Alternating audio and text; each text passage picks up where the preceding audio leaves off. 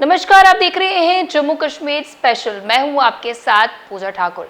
तो खबरों की शुरुआत करते हैं प्रधानमंत्री नरेंद्र मोदी के स्थगित आगामी जम्मू दौरे से। बता दें कि 19 अप्रैल को प्रधानमंत्री नरेंद्र मोदी के द्वारा कटरा से कश्मीर रेल सेवा को हरी झंडी दिखाने का कार्यक्रम हुआ अनिश्चित काल के लिए स्थगित। खराब मौसम के चलते लिया गया यह फैसला। आपको बता दें कि प्रधानमंत्री नरेंद्र मोदी ने 19 अप्रैल को चिनाब व अंजी ब्रिज का उद्घाटन कर कटरा से कश्मीर रेल सेवा को हरी झंडी दिखानी थी, लेकिन मौसम की खराब भविष्यवाणी के चलते इसे स्थगित कर दिया गया है। उम्मीद है कि मई महीने के पहले सप्ताह में इस रेल सेवा की शुरुआत हो सकती है। बड़ी ब्रह्मणा पुलिस टीम पर हुए ड्रग माफिया के हमले के बाद पुलिस ने आज हरकत में आते हुए बिश्नाह क्षेत्र में सरकारी जमीन पर अवैध रूप से ड्रग माफिया द्वारा बनाए गए मकान को बुलडोजर से तोड़ दिया। पुलिस की इस कार्रवाई का क्षेत्र के लोगों ने स्वागत किया है। आपको बता दें कि कुछ रोज पहले बड़ी ब्रह्मणा थाना क्षेत्र के अंतर्गत पड़ने वाले बलोल खड्ड में पुलिस ने नशा तस्करों पर रेड करने की कोशिश की थी, जिस दौरान नशा तस्करों ने पुलिस पर हमला किया था, जिसमें एसएचओ समेत 3 पुलिसकर्मी गंभीर रूप से घायल हो गए थे।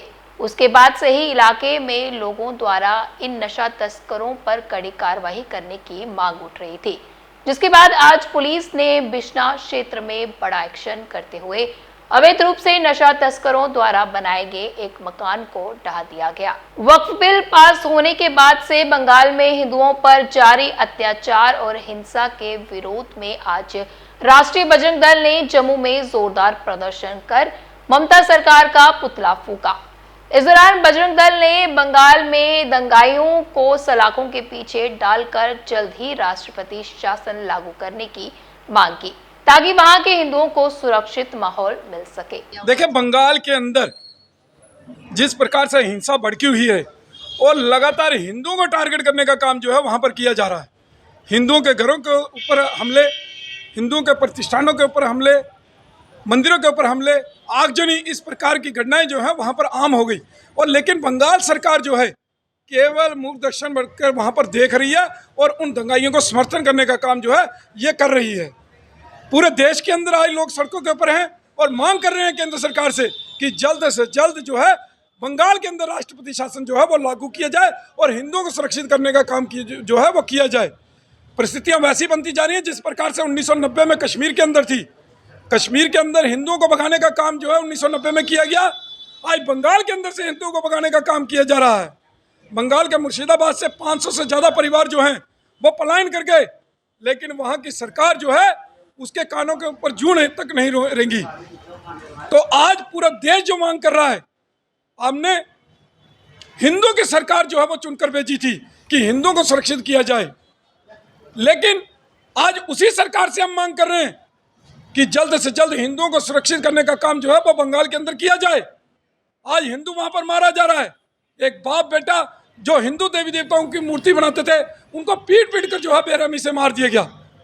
इसके अलावा कई और हत्याएं जो है वहां पर हिंदुओं की गई, लेकिन बंगाल सरकार के द्वारा अभी तक कोई कार्रवाई जो है वो नहीं की गई है। तो एक बार फिर से आपके चैनल के माध्यम से हम मांग कर रहे हैं कि जल्द से जल्द बंगाल के अंदर राष्ट्रपति शासन लागू किया जाए और हिंदुओं को सुरक्षित करने का काम जो है वो जल्द से जल्द किया जाए। और इन दंगाइयों को जो किसी न किसी की शैब के ऊपर ये दंगे भड़काने का काम इन्होंने किया है, इनको इनकी उचित स्थान तक जेल के अंदर पहुंचाने का काम जो है वो जल्द से जल्द किया जाए, ये मांग है हमारी। जम्मू कश्मीर प्रदेश कांग्रेस के द्वारा आज केंद्र सरकार के खिलाफ प्रदर्शन किया गया। ये प्रदर्शन ईडी द्वारा नेशनल हेराल्ड मामले में सोनिया गांधी व राहुल गांधी को समन भेजने के विरोध में किया गया। इस दौरान कांग्रेस के अध्यक्ष तारिक हामिद करा ने कहा कि कांग्रेस की बढ़ती लोकप्रियता से घबराकर केंद्र ऐसे काम कर रहा है जिसका वे पुरजोर विरोध करते हैं। देखिए, आज का ये जो नहीं चलेगी, ये मरकजी सरकार नहीं चलेगी, बीजेपी के खिलाफ चार्जेस फाइल किए हैं उसके खिलाफ है। और ये पूरे मुल्क में इस वक्त पूरा रोष है, जिसके तहत सारे मुल्क में इस वक्त प्रोटेस्ट हो रहा है। आज यहाँ जम्मू में भी इनके मरकजी सरकार बीजेपी मोदी जी और अमित शाह जी के खिलाफ जो प्रोटेस्ट हो रहा है जम्मू में, आपने देखा कि किस तरह हमें पुलिस ने रोक दिया। हमें ईडी के ऑफिस तक जाना था, वहां पे प्रोटेस्ट करना था।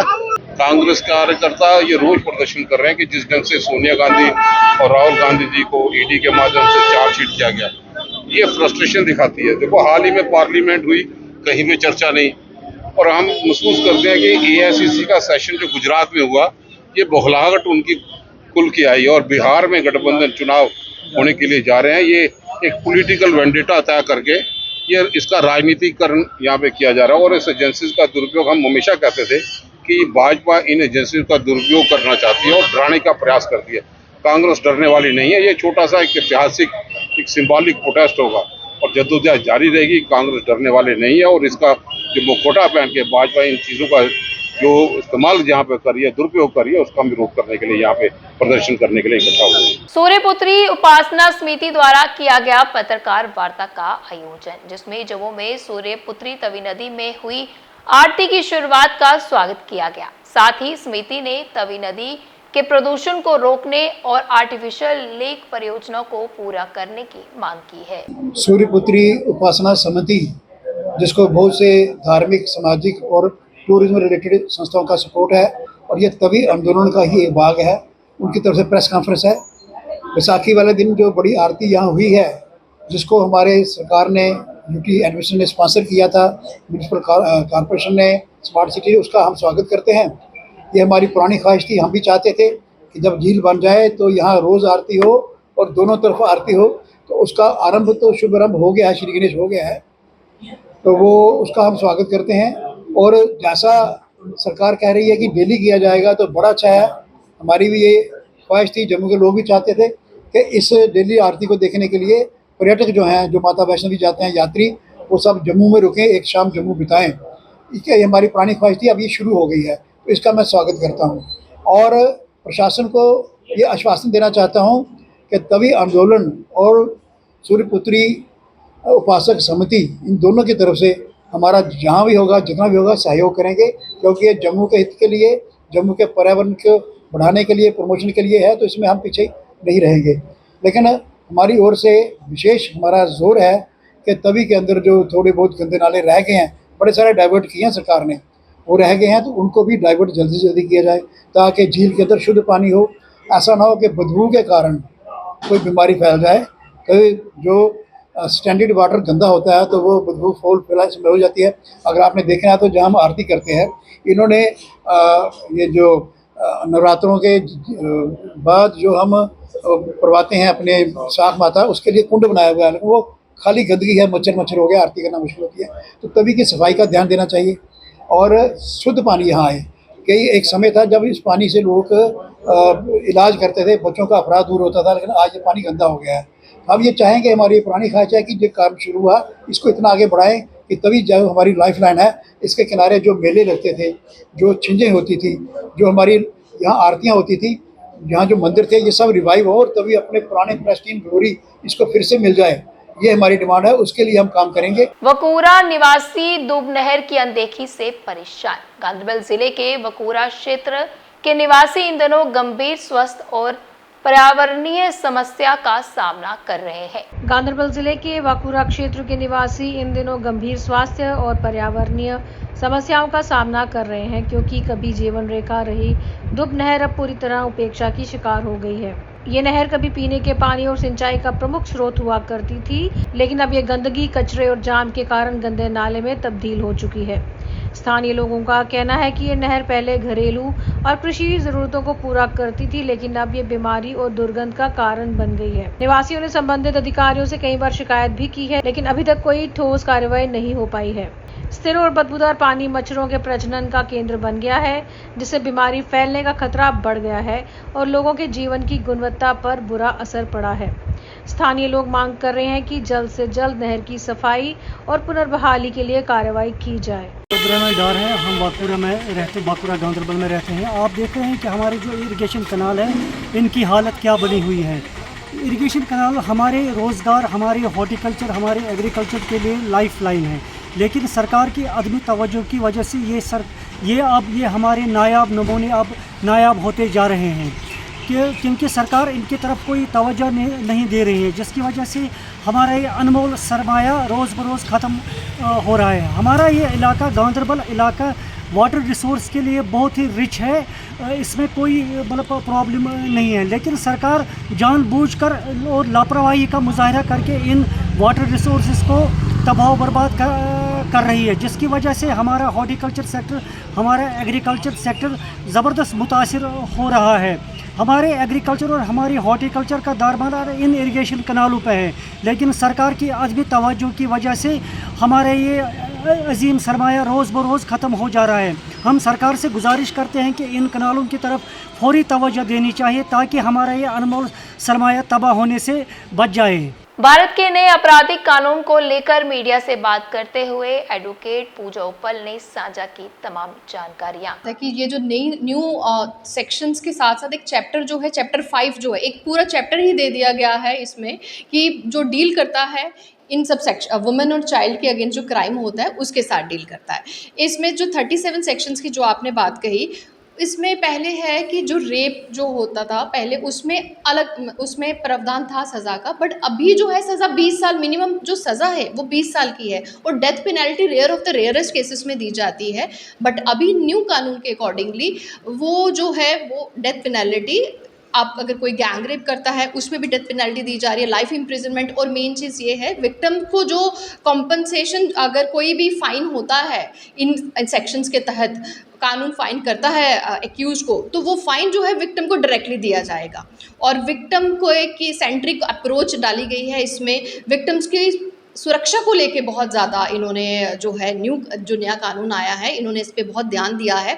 और उनको कहीं भी पहले ये बात है महिलाओं को जाने की ज़रूरत पड़ती थी और हमेशा हमें ये सुनने को मिलता था ये हमारे थाने का मामला नहीं है, आप दूसरे थाने जाइए। तो इसीलिए 0 FIR का प्रावधान पहले भी था, लेकिन अभी इस पर ज़्यादा फोकस करके EFIR का जो प्रोविज़न है वो भी इंक्लूड कर दिया गया है। तो क्या कहेंगे कितना ज़्यादा ज़रूरी है, क्या कुछ चीज़ें पहले हो चुकी हैं जिसको मद्देनजर रखते हुए इस तरह की जो चेंजेस जो है वो लाई गई हैं, चीज़ें इंक्लूड की गई हैं? देखिए, निर्भया का केस जो है हम सबको बहुत ज़्यादा पता है, सबको पता है। उसके बाद कमेटी बनी, बहुत सारे वन स्टॉप सेंटर्स खुले, वुमेन हेल्पलाइन 24/7 हेल्प के लिए मिनिस्ट्री ने बनाई। लेकिन कहीं ना कहीं कुछ ना कुछ हमेशा मांग उठती रही है कि वुमेन के खिलाफ क्राइम फिर भी नहीं रुक रहा था, क्योंकि जो क्राइम जो था वो इंडियन पैनल कोड जो पहले जो बना हुआ है वो अंग्रेज़ों के टाइम का बना हुआ है। अभी जो है रिक्वायरमेंट ऑफ आर है कि वुमेन के अगेंस्ट जो क्राइम होता जा रहा है वो चेंज होता जा रहा है, क्योंकि हमारी सोसाइटी चेंज हो रही है। पहले सोशल मीडिया नहीं था, अब सोशल मीडिया में भी अगर वीडियो चढ़ा देते हैं वो भी क्राइम माना जाता है। वो उसको बहुत ही स्ट्रिक्ट तरीके से डील करना चाहिए, जिसका जो पूरा का पूरा ध्यान इस कानून के तहत रखा गया है। पहले इतना नहीं था, पहले हमें IT एक्ट के तहत भी जाना पड़ता था, बट इस कानून में उन्होंने साफ साफ लिख दिया है कि भाई आप कोई भी महिला है वो अपना एक जाके किसी भी सेंटर की स्कीम में, वन स्टॉप सेंटर में जाके वहाँ पे अपना पूरा का पूरा बता सकती है और उनकी EFIR के तहत भी वो जा सकते हैं। किसी थाने में जाती है तो वहाँ पे थाने वाला ये नहीं कहेगा, पुलिस वाला, कि जाओ ये हमारे थाने का मामला नहीं है, आप दूसरे थाने में चाहिए, तो वो उसको 0 FIR जो है वो दर्ज करनी पड़ेगी और वो अरेस्ट भी नहीं कर सकता। अब पुलिस वालों की जिम्मेदारी है वो ज़्यादा है, अगर वो किसी महिला को अरेस्ट भी करने जाते हैं तो वो ऐसे नहीं कर सकते। साथ में एक महिला कांस्टेबल वो मैंडेटरी है, और अभी वीडियोग्राफी का जो प्रावधान है वो भी इन्होंने इस कानून के तहत इंक्लूड किया है। विक्टिम की सुरक्षा को लेकर उन्होंने सुनिश्चित किया है कि विक्टिम और विटनेसेस जो है उनकी सुरक्षा रहे। और अभी दिनों का, जैसे फॉर एग्जाम्पल हमेशा विक्टिम जो थी उसका मेडिकल जो है विदिन 24 आवर्स कराना है और 7 दिन के अंदर जो है रिपोर्ट जो है वो देनी पड़ेगी, मेडिकल रिपोर्ट आगे इन्वेस्टिगेटिंग ऑफिसर को। और उसके बाद जो है दिनों का, कि कितने दिनों में क्या होने वाला है, वो पूरा प्रिस्क्राइब उन्होंने इस नए कानून के तहत कर दिया था। और मेन चीज़ इसमें ये है कि जो विक्टिम है, पहले विक्टिम को पता ही नहीं होता था कि मेरे केस में चल क्या रहा है, जो मेन चीज़ थी। लेकिन इस कानून में साफ साफ उन्होंने बताया है कि अगर जो प्रोसिक्यूशन है और साथ में पुलिस वाले जो हैं वो सारा बताएंगे कि उनके केस में क्या अपडेट्स हैं, वो अपडेट देंगे उनको। Jammu and Kashmir joint churches fellowship ने गुड फ्राइडे और ईस्टर के अवसर पर एक झांकी का आयोजन किया।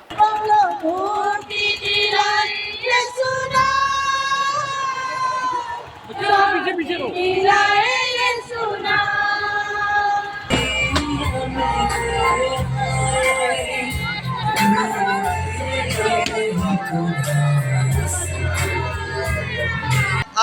जो गुड फ्राइडे और ईस्टर प्रोसेशन हमारे बीच में निकाला जा रहा है।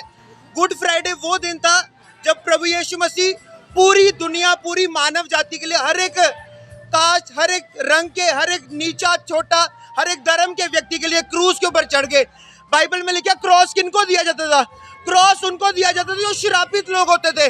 जो क्रॉस की मौत होती थी वो सबसे दर्दनाक मौत होती थी। बाइबल में लिखा है यीशु मसीह को क्रॉस की मौत इसलिए मिली, क्रॉस की मौत सबसे दर्दनाक मौत थी। यीशु मसीह ने मेरा और आपका दर्द उठा लिया। बाइबल में लिखा है श्रापित है वो जो क्रॉस पे लटकाया जाता है। यीशु मसीह हमारे लिए और आपके लिए, हर एक इंसान के लिए वो श्रापित बन गया, ताकि आज हर वो व्यक्ति जो किसी भी श्राप के अधीन है, जब वो परमेश्वर के पास आता है, परमेश्वर उसके परिवार को श्रापों से आजाद करता है, छुटकारा देता है। ईस्टर के दिन पर प्रभु यीशु मसीह मुर्दों में से जी उठे थे। मेरे भाई बहनों, हर वो व्यक्ति, हर वो इंसान जो ये विश्वास करते हैं प्रभु यीशु मसीह मारे गए, गाड़े गए और तीसरे दिन मुर्दों में से जी उठे, वह और उसका घराना उद्धार पाएगा। आपको और आपके परिवार को हैप्पी ईस्टर। सबको जय मसीह की। तहसील कार्यालय कुलगाम में पीएम सूर्य घर जागरूकता कार्यक्रम का आयोजन किया गया। प्रधानमंत्री सूर्य घर मुफ्त बिजली योजना के अंतर्गत आज तहसील कार्यालय कुलगाम में जागरूकता कार्यक्रम आयोजित किया गया, जिसका उद्देश्य लोगों को रूफटॉप सोलर पावर सिस्टम के लाभों के बारे में जानकारी देना था। इस कार्यक्रम में स्थानीय निवासियों, लंबरदारों और पंचों ने सक्रिय भागीदारी दिखाई। सभी प्रतिभागियों को योजना के उद्देश्य, आवेदन प्रक्रिया और सोलर पैनल लगाने पर मिलने वाली सरकारी सब्सिडी और अन्य लाभों के बारे में विस्तृत जानकारी दी गई। इस मौके पर तहसीलदार कुलगाम और Kashmir power distribution corporation limited के अधिकारी भी मौजूद रहे। बिजली का बहुत दिक्कत थी कि इससे बिजली का बहुत रेगुलेशन हो जाएगा, जो घरों में ये लग जाएगा। मेरी गवर्नमेंट से एक गुजारिश है, इसके साथ साथ अगर ये सोलर पैनल लग जाएंगे घरों में, मगर इसमें थोड़ा रेट, ये इंटरेस्ट रेट नहीं लगने चाहिए। जो अगर बैंक ये देगा, मगर इसमें इंटरेस्ट रेट नहीं होना चाहिए। फ्री ऑफ कास्ट, अगर कितना इसका कीमत होगा, इसमें 50,000 होगा, लाख होगा, 1.5 लाख होगा, कितना होगा, सो कितना वो लगाएगा, 5 वाट लगाएगा कोई, 1 वाट, तो उसको सोलर पैनल में तो इंटरेस्ट नहीं लगना चाहिए। तो आज की जम्मू कश्मीर स्पेशल बुलेटिन में इतना ही। फिर मिलेंगे इसी समय। मुझे दीजिए इजाजत। नमस्कार।